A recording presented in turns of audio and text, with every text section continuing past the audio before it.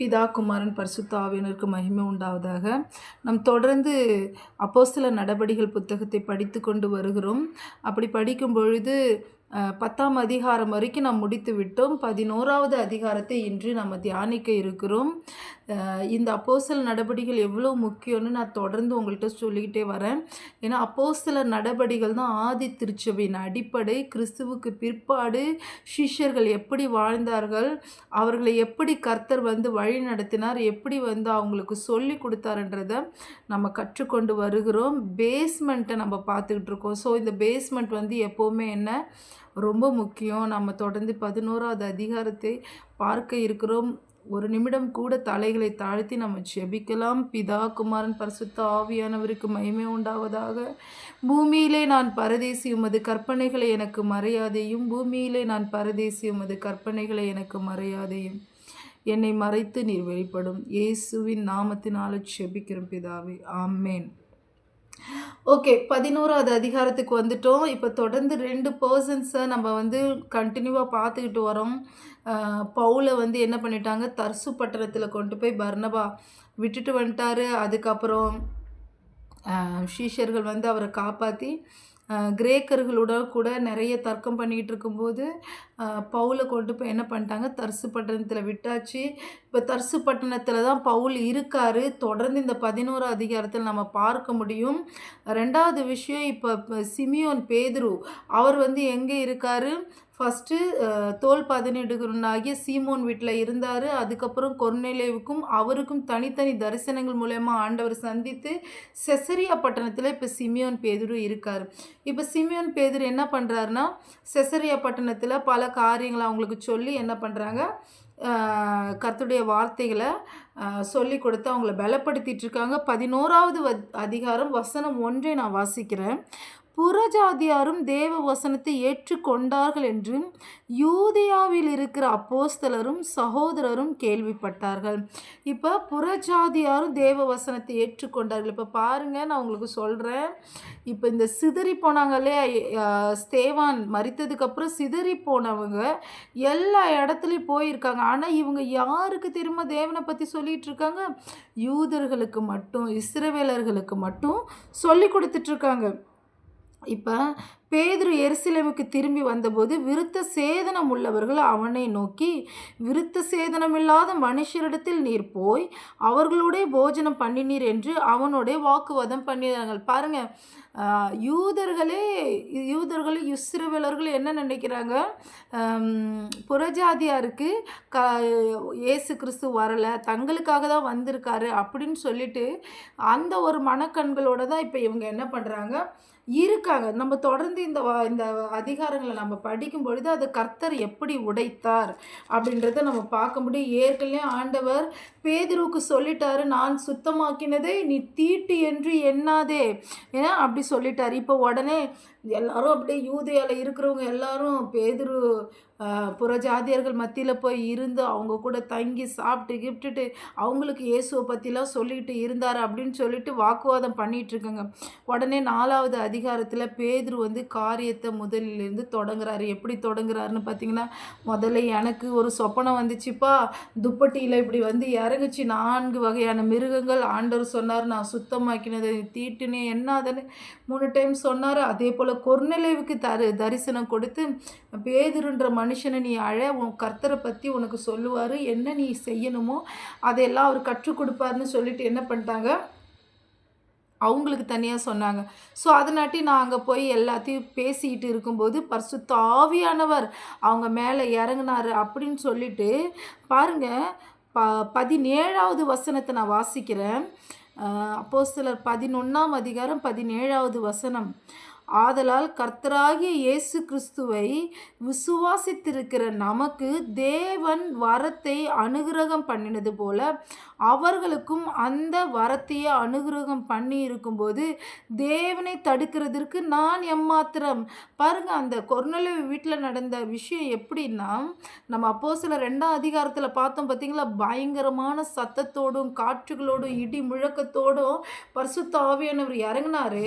அதே போல தான் பாருங்க 15வது வசனத்துல பேதுரு சொல்றாரு, நான் பேசத் தொடங்கினபோது பரிசுத்த ஆவியானவர் ஆதியிலே நம்மேல் இறங்கினது போலவே அவர்கள் மேலும் இறங்கினார்.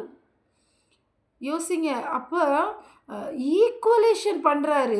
ஆண்டவர் ஈக்குவாலிட்டி எப்படி யூதர்கள் மேல, அப்போஸ்தலர்கள் மேல, சீஷர்கள் மேல எப்படி பரிசுத்த ஆவியானவர் இறங்குனாரோ, ஆதியில இறங்குனது போலவே இறங்கி இருக்கிறார் அப்படின்னு சொன்னா, இஸ்ரவேலர்களையும், யூதர்களையும், புற ஜாதியாரையும் கர்த்தர் என்ன பண்ணிட்டாரு? ஈக்குவல் பண்ணிட்டாரு. ஸோ ஈக்குவலா நம்ம மேல எப்படி ஊற்றப்பட்டுச்சோ, அதே போல தான் அவங்க மேலயும் ஊற்றப்பட்டதுன்றதுக்கு பேதுரு கண்ணார கண்ட சாட்சி அவர் சொல்றாரு. சொன்னதும் உடனே எல்லாருக்கும் ரொம்ப சந்தோஷமாயிடுச்சு. இப்ப பாருங்க 18வது வசனம், இவைகளை அவர்கள் கேட்டபொழுது அமர்ந்திருந்து, அப்படியானால் ஜீவனுக்கு ஏதுவான மனம் திரும்புதலை தேவன் புறஜாதியாருக்கும் அருளி செய்தார் என்று சொல்லி தேவனை மகிமைப்படுத்தினார்கள். அவர்களை ஏற்றுக்கொண்டாங்க. வாக்குவாதம் பண்ணவங்க பேதுரு சொன்ன காட்சியை சொன்னதும் அவங்க என்ன பண்ண ஆரம்பிச்சாங்க? தேவனை மகிமைப்படுத்த ஆரம்பித்தாங்க. இது ஏற்கனவே நம்ம 10வது அதிகாரத்தோட பார்த்த இன்ட்ரோ தான் இங்கேயும் இருக்குதா. அதை பேதுரு அவங்களுக்கு எக்ஸ்பிளைன் பண்ணி சொல்கிறாரு. அப்போஸ்தலர்கள் எங்கே தான் இருக்காங்க? எருசலேமில் தான் இருக்காங்க. இப்போ பேதுரு மட்டும் போய் போய் வந்துக்கிட்டு இருக்கார். இப்போ அப்போஸ்தலர்கள்ட்ட சொல்லியாச்சு இல்லையா? இப்போ இங்கே ஒரு விஷயம் நடக்குது. இப்போ இவங்க எல்லாரும் பாருங்கள், இந்த வசனத்தை வாசிக்கும்போது தான் அவங்களுக்கு தெரியும், அவங்க எங்கே போனாலும் யூதர்களை கண்டுபிடிச்சி, இஸ்ரவேலரை கண்டுபிடிச்சி தான் இயேசு கிறிஸ்துவை பற்றி சொல்லிக்கிட்டு இருக்காங்கன்றதுக்கு இந்த வசனம் ஆதாரம். பாருங்கள் 19வது வசனம், ஸ்தேவான் நிமித்தமாய் எழும்பின உபத்திரவத்தினாலே சிதறப்பட்டவர்கள் சுவிசேஷ வசனத்தை யூதர்களுக்கே அன்றி மற்ற ஒருவருக்கும் அறிவியாமல் பெனிக்கே நாடு, சீப்புரு தீவு, அந்தியோகியா பட்டணம் வரைக்கும் சுற்றி திரிந்தார்கள். புரிஞ்சிச்சா நான் ஏன் சொன்னேன்னு? யூதர்களுக்கு மட்டும்தான் தேடி தேடி போய் சொல்கிறாங்க. அப்போ சொல்லும்போது இப்போ பாருங்கள், அவர்களில் சீப்புரு தீவாரும் சிரேனை பட்டணத்தாருமாகிய சிலர் அந்தியோகியா பட்டணத்துக்கு கிரேக்கருடனே பேசி கர்த்தராகிய இயேசுவை குறித்து பிரசங்கித்தார்கள். இப்போ இந்த சீப்புரு தீவுக்கெல்லாம் சீஷர்கள் போய் அங்கே எல்லாரையும் பலப்படுத்தினாங்க. திரும்ப இப்போ அந்த கலக்கம் எல்லாம் கம்மியானதுனால, ஏன்னா சவுல் தான் அதை செஞ்சிட்டு இருந்தார், சவுலே ரட்சிக்கப்பட்டார். இப்போ அந்த கலக்கம் கம்மியானதுனால இப்போ அந்த சிரேனா பட்டணத்தார், சீப்புரு தீவார் அங்கேருந்து சிலர் அந்தியோகியா பட்டணத்துக்கு கிரேக்கரோட பேசி ஆண்டவரை பற்றி சொல்கிறாங்க. உடனே அவங்களும் ஏற்றுக்கொண்டாங்க. இப்போ கர்த்தருடைய கரம் அவர்களோட இருந்தது. அநேக ஜனங்கள் விசுவாசிகளாகி கர்த்தரிடத்தில் திரும்பினார்கள். இப்போ தான் இங்கே ஒரு ஸ்டார்டிங் பாயிண்ட் வருது பாருங்கள். 22 எருசலேமில் உள்ள சபையார். எருசலேமில் யார் இருக்காங்க? அப்போஸ்தலர், சிஷ்யர்கள் இருக்காங்க. அவங்க என்ன நினைக்கிறாங்க? இந்த காரியங்களை குறித்து கேள்விப்பட்ட போது, இப்போ இந்த சிரேனா, சீப்புரு தீவுலாம் சிதறடிக்கப்பட்டாங்க பார்த்தியா சிஷ்யர்கள். அவங்களுக்கு தெரியாது இல்லையா கொர்நேலியு வீட்டில் என்ன நடந்துச்சு, பரிசுத்த ஆவியானவர் நமக்கு மட்டும் இல்லை புறஜாதிகளுக்கும் தான் அப்படின்றத இப்போ இந்த சிதறி போன சிஷ்யர்களுக்கு தெரியாது இல்லையா? அவங்களுக்கு இந்த காரியங்களை குறித்து பேசணும்னு சொல்லிட்டு அந்தியோகியா வரைக்கும் போகும்படிக்கு பர்னபாவை அனுப்பினார்கள். இப்போ பர்னபாவை ஏன் அனுப்புகிறாங்க சீஷர்கள்? நமக்கு மட்டும் இல்லைப்பா, எல்லா புறஜாதிகளுக்கும் பரிசுத்த ஆவியானவர் கிறிஸ்துவின் காரியங்களை பற்றி நம்ம சொல்ல வேண்டியது நம்மளுடைய கடமை. இதை தான் ஆண்டவர் விரும்புகிறாருன்றத இப்போ பர்னபாவை பலப்படுத்தி பர்னபாவை அனுப்புகிறாங்க. இப்போ என்ன பண்ணுறாரு பாருங்க பர்னபா. அவன் போய் சேர்ந்து தேவனுடைய கிருபையை கண்டபோது சந்தோஷப்பட்டு கர்த்தரிடத்தில் மன நிர்ணயமாய் நிலைத்திருக்கும்படி எல்லாருக்கும் புத்தி சொன்னான். அவன் நல்லவனும் பரிசுத்த ஆவியினாலும் விசுவாசத்தினாலும் நிறைந்தவனுமாய் இருந்தான். அநேக ஜனங்கள் கர்த்தரிடமாய் சேர்க்கப்பட்டார்கள். இப்போ இந்த சிதறடிக்கப்பட்ட ஜனங்களுக்கு புறஜாதியாருக்கும் கிறிஸ்துவை பற்றி அறிவிக்க வேண்டும். கிறிஸ்து பிறந்திருக்காரு, நம்மளுடைய பாவங்களுக்காக, நம்மளுடைய ரட்சிப்புக்காக பிறந்திருக்கார் என்று சொல்லி இவர்களும் சொல்லணும்னு சொல்லிட்டு பர்னபாவை அனுப்பி என்ன பண்ணுறாங்க? சுவிசேஷத்தை இன்னும் விலாவாரியாக சொல்கிறதுக்கு, புறஜாதிகளையும் சொல்கிறதுக்கு என்ன பண்ணுறாங்க? அனுப்புகிறாங்க. இப்போ பர்னபா போய் எல்லாருக்கும் சொல்லிட்டாரு. சொன்னதுக்கப்புறம் இவருக்கு என்ன தோணுது? 25வது வசனம் வாசிக்கிறோம் பாருங்க. பின்பு பர்னபா சவுலை தேடும்படி தர்சுவுக்கு புறப்பட்டு போய் அவனை கண்டு அந்தியோகியாவுக்கு அழைத்து கொண்டு வந்தான். இப்போ தர்சு பட்டணத்தில பவுல் இருக்காருன்னு நான் சொல்லிக்கிட்டே இருந்தேன் பார்த்தீங்களா? இப்ப இந்த தர்சு பட்டணத்தில போயி பர்னபா போய் என்ன பண்ணுறாரு, சவுல அழைத்துட்டு வராரு. அழைத்துட்டு வந்து அவர்கள் 1 வருஷ காலமாய் சபையோடே கூடியிருந்தனர். எந்த சபையோட? எருசலேமில் இருக்கிற சபையோட கூடியிருந்தார்கள். அநேக ஜனங்களுக்கு உபதேசம் பண்ணினார்கள். முதல் முதல் அந்தியோகியாவிலே சீஷர்களுக்கு கிறிஸ்தவர்கள் என்கிற பேர் வழங்கப்பட்டது. பாருங்க எவ்வளோ அழகா கிறிஸ்தவர்கள் என்று ஏன் பேர் வைத்திருப்பாங்கன்னு யோசிச்சு பாருங்களேன். கிறிஸ்துவை பற்றி இவங்க பேசுகிற ஜனங்கள். முதல்லலாம் நம்ம தகப்பனாருடைய காலங்கள்லாம் இந்த நம்மளெல்லாம் எங்கள் ஊர்லலாம் எப்படி சொல்லுவாங்கன்னா, வேதக்காரங்க கூட்டம், வேதக்காரங்க கோஷ்டி, வேதக்காரங்க குடும்பம் அப்படின்னு சொல்லுவாங்க. அதை கேட்கவே எவ்வளோ சந்தோஷமாக இருக்குல்ல. நம்ம ஒரு தனித்தவங்க, நம்ம வேதத்தை எடுக்கிறவங்க, அந்த சந்தோஷம் எப்போவுமே நமக்குள்ளே இருக்குங்க. எரேமியா அழகாக ஆண்டவர் சொல்லும்போது ஒருத்தவன் பெருமை பாராட்டுனா எதை குறித்து பெருமை பாராட்டணுமா?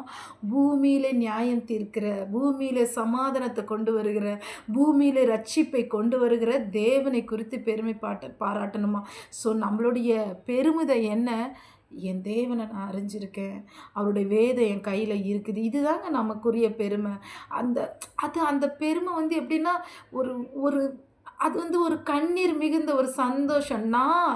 எனக்கு வந்து ஆண்டவர் தெரியும், என்னை வந்து அவர் தெரிந்து கொண்டிருக்காரு, அவர் கொடுத்த வேதம் என் கையில் இருக்குன்றது தான் நம்மளுடைய பெருமை தான். நம்ம எப்போவுமே இந்த காரியத்தை எப்போவுமே என்ன பண்ணக்கூடாது, மறக்கவே கூடாது. என்னுடைய பெருமை, என்னுடைய சந்தோஷம், என்னுடைய ஆசை, என்னுடைய ஏக்கம் எல்லாமே என்ன? என் தேவன் தான். அவரை தவிர வேறு எதுவுமே நமக்கு என்ன பண்ணக்கூடாது, ஏக்கமாக இருக்கக்கூடாது. அவர் ஒன்று தான் நமக்கு ஏக்கமாக இருக்கணும். ஓகே. இப்போ பர்னபா வந்து என்ன பண்ணுறாரு, சவுலை கொண்டு வந்து எருசலேம் சபையில் இவங்க எல்லோரும் இப்போ சேர்ந்து வளர்ந்துக்கிட்டு இருக்காங்க. இப்போ வந்து அந்தியோகியா பட்டணத்தில் சீஷர்களுக்கு கிறிஸ்தவர்கள் என்ற பெயர் வழங்கப்படுது முதல்ல இல்லையா? அந்நாட்களில் எருசலேமில் இந்த சில தீர்க்கதரிசிகள் அந்தியோகியாவுக்கு வந்தார்கள். இந்த தீர்க்கதரிசிகளுக்கு இன்றைய காலகட்டத்தில் இந்த மெயின்லைன் சபை, டிபிஎம்மாக இருக்கலாம், ஆர்சி சபையாக இருக்கலாம்,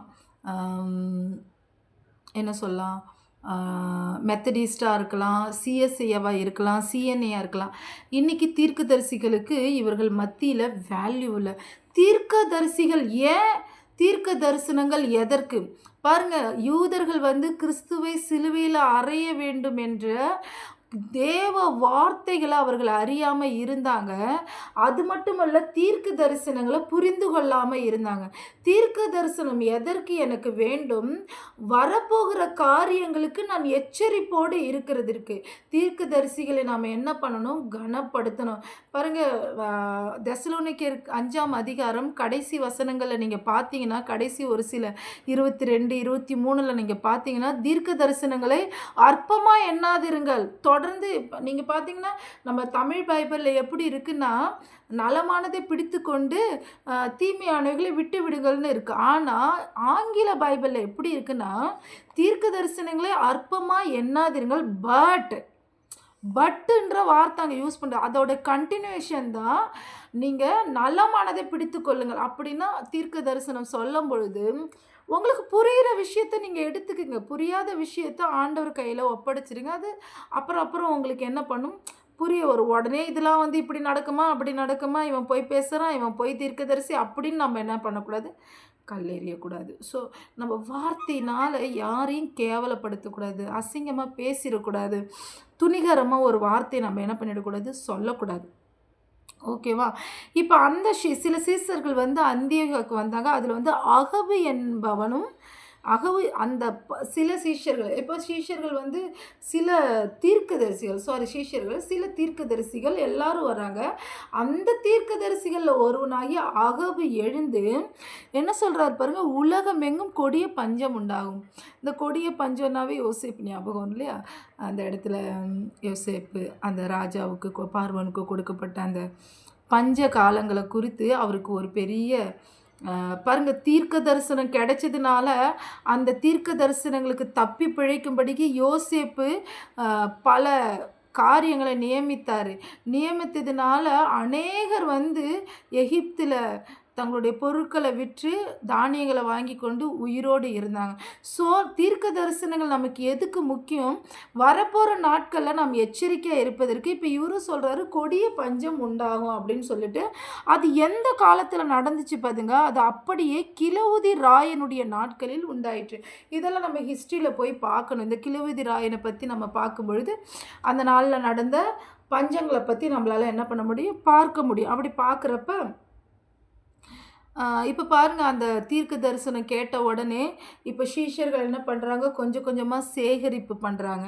சேகரிப்பு பண்ணிட்டு என்ன பண்ணுறாங்க பாருங்க, அப்படியே அவர்கள் சேகரித்து பர்னபா, சவுல் என்பவர்களுடைய கையிலே கொடுத்து மூப்பரிடத்திற்கு அனுப்பினார்கள். எங்கே இருக்கிற மூப்பரிடத்திற்கு? 29 இருக்கு பாருங்க. அப்பொழுது சீஷரில் அவரவர் தங்கள் தங்கள் திராணிக்கு தக்கதாக யூதேயாவில் குடியிருக்கிற சகோதரருக்கு உதவி பணம் சேகரித்து அனுப்ப வேண்டுமென்று தீர்மானம் பண்ணினார்கள். பாருங்க, அந்த தீர்க்க தரிசனத்தை கேட்டு இவங்க தீர்மானம் பண்ணுறாங்க, கொஞ்சம் பணம் சேர்த்து கஷ்டப்படுற யூதேயாவில் இருக்கிற ஜனங்களுக்கு என்ன பண்ணலாம், நம்ம பணம் சேகரித்து கொண்டு போகலாம் அப்படின்னு சொல்லிட்டு கொண்டு போகிறாங்க. இதுதாங்க கர்த்தருடைய வார்த்தை. தீர்க்க தரிசனங்களை அற்பமாக எண்ணாதீங்க. எனக்கு ஒரு சகோதரியை தெரியும். அவங்க எப்பொழுதுமே என்கிட்ட, அக்கா நீங்கள் ஜெபிங்க, உங்கள்கிட்டருந்து கிடைக்கிற ஒரு வார்த்தை நான் அதை பிடிச்சிக்கிட்டு அப்படியே அந்த மந்த் எனக்கு நல்லா போகும் அப்படின்னு சொல்லுவாங்க. அது உண்மையாலுமே நம்ம எதுவுமே நம்ம வந்து நம்மளுடைய சுயத்தில் பேச போகிறதில்ல, வேத வசனத்தை தான் நம்ம எடுத்து பேச போகிறோம். அவங்களுக்கு அது பட்டிருக்கும் போல. ஸோ அதே போல தான் நமக்கு வந்து தீர்க்க தரிசனங்களை கேட்கும்போது இது எனக்கு ஆண்டவர் சொல்லியிருக்காருன்னு நான் ஏற்றுக்கொண்டு அதில் நடக்கும் பொழுது தான் அந்த வார்த்தை எனக்குள்ளே நிறைவேறும். இப்போ பாருங்கள், சில பேருக்கு வந்து ஒரு பழக்கம், வாக்குத்தத்தத்தை மட்டும் தனக்கு எடுத்துக்கிட்டு எச்சரிப்பெல்லாம் தனக்கு பக்கத்தில் இருக்கிறவங்களுக்கு அனுப்பிடுவாங்க. அப்படி கிடையாது. எச்சரிப்பும் எனக்கு தான், வாக்குத்தத்தமும் எனக்கு தான். ஸோ நான் எச்சரிப்போடு கட்டளைகளை கேட்டு நடக்கும் பொழுது தான் வாக்குத்தத்தம் எனக்குள்ளே நிறைவேறும். இந்த வேதத்தில் இருக்கிற அத்தனை வாக்குத்தத்தமும் நமக்கு நிறைவேறதுக்காக தான் கொடுக்கப்பட்டிருக்கு இல்லையா? அப்போ அந்த வாக்குத்தத்தத்தின் பின்னணி என்ன, அந்த வாக்குத்தத்தக்குரிய கட்டளைகள் என்னன்னு நான் படித்தாதான் அந்த வாக்குத்தத்தம் எனக்குள்ளே நிறைவேறும். நான் ஏற்கனவே இந்த 10 கட்டளைகளை பற்றி நான் வந்து யூடியூப்பில் மெசேஜ் போட்டிருக்கேன். முதல் 4 கட்டளைகள் நமக்கு தெரியும் இல்லையா?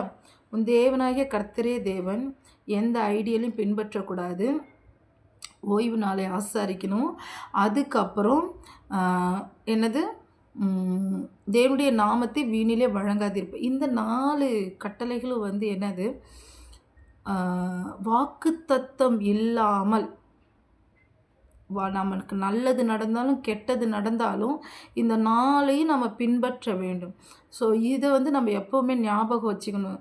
நான் அவரை மட்டும்தான் கும்பிடுவேன், எந்த ஐடியலையும் கும்பிட மாட்டேன், அவருடைய நாமத்தை பொய்யா நான் யூஸ் பண்ண மாட்டேன், ஓய்வுனால அவருக்கென்று பரிசுத்தமாக ஆராதிப்பேன். இந்த 4ஐயும் நீங்கள் பின்பற்ற போதுங்க, உங்களுக்கு வர ஆசீர்வாதத்தை யாராலையும் தடுக்க முடியாது. அது எந்த ஒரு அந்தகாரத்தின் சக்தியாக இருக்கட்டும், மனித ரூப சக்தியாக இருக்கட்டும், அந்த தேவனுடைய வரங்களை, தேவனுடைய வாக்குத்தத்தங்களை உங்கள் வாழ்க்கையில் நிறைவேறத யாராலையும் தடுக்க முடியாது. அதனாட்டி நீங்கள் வந்து தேவ வார்த்தைகளை கேட்டு அதன்படி நடக்கும் பொழுது அந்த வாக்குத்தத்தங்கள் எல்லாம் நமக்கு நிறைவேறும். அதனாட்டி தீர்க்க தரிசனங்களை அற்பமாக எண்ணாதிருங்க. இந்த அற்பமாக என்றது எனக்கு தெரிஞ்சு பெரிய ஊழியக்காரங்க சொன்னால் அது சரியாக இருக்கும், நம்ம கூட இருக்கிறவங்கள சொன்னால் அது செட் ஆகாது அப்படின்னு நீங்கள் நினச்சிங்கன்னா அது அப்படியே தான் ஆகும். டென்சிங் லேனியல்னு சொல்லும்போது நாங்கள் வாக்குத்தத்தத்தை தான் கொடுக்குறோம், ஆனால் கொடுக்குற வாங்குகிற பை ஓட்டையாக இருந்துச்சுன்னா நாங்கள் என்ன பண்ண முடியும் இல்லையா? ஸோ அதுதான், நீங்கள் வந்து ஓட்டையாக இருக்கக்கூடாது. நீங்கள் கேட்டு ரிசீவ் பண்ணுங்கள். ஆமேன், இது எனக்கு ஆண்டவரே, என்னைய தான் எச்சரிக்கிறீங்க, எனக்கு தான் இந்த வாக்குத்தத்தத்தை கொடுக்குறீங்கன்னு சொல்லிட்டு என்ன பண்ணணும், ரிசீவ் பண்ணணும். ஓகே பிரியமானவர்களே, இந்த நாளுக்கான செஷன் முடிஞ்சிருச்சு. இந்த அப்போஸ்தல நடபடிகளில் நம்ம என்ன படித்தோம்? 11வது அதிகாரத்தில் பர்னபா இருக்கார், சிமியோன் பேதுரு இருக்கார், அகபுன்ற தீர்க்கதரிசியை நம்ம பார்த்தோம். சவுல் திரும்பவும் எங்கே வந்துட்டார்? அந்தியோகியா பட்டணத்துக்கு, எருசலேம் பட்டணத்துக்கு வந்துட்டார். ஸோ இந்த இடத்துல அந்தியோகியா பட்டணத்தில் சீஷர்களுக்கு பதிலாக கிறிஸ்தவர்கள் என்ற பெயர் முதல்ல வழங்கப்பட்டது இல்லையா? ஸோ இத்தனை காரியங்களை நம்ம பார்த்துருக்கோம். கர்த்தர் பெரியவர். இந்த வார்த்தைகளை கொண்டு உங்களை ஆசீர்வதிப்பாராக. ஆமென்.